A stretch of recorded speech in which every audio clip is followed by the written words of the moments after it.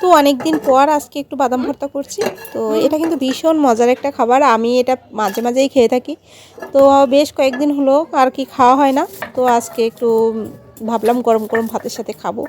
তো এই যে বাদামগুলো আগে হালকা করে টেলে নিয়েছি, আর এখানে শুকনো মরিচ আর পেঁয়াজটা একটু টেলে নিলাম, আর বাদামগুলো একটু পাটায় আধা ভাঙা করে নিয়েছি। নিয়ে এবার মরিচ আর পেঁয়াজটা দিয়ে দিব, দিয়ে এটাও ভালোভাবে বাদামের সাথে আমি বেটে নেব। বাটা হয়ে গেছে। কয়েকটা কাঁচা মরিচও কিন্তু শুকনো খোলায় টেলে নিয়েছি, আর এটাও কিন্তু এর সাথে দিয়ে দেব। আর কালারটা দেখ কত সুন্দর এসেছে। দিয়ে দিলাম সরিষার তেল, বেশ একটু বেশি করে দিলাম, দিয়ে ভালোভাবে মাখিয়ে নেব। এখনই কিন্তু ঘ্রাণে পাগল হয়ে যাচ্ছি, আর খেতে না জানি কেমন হবে। তো তোমরা কারা কারা এটা ভালোবাসো অবশ্যই কমেন্ট করে জানিও, আমার তো ভীষণ ভালো লাগে।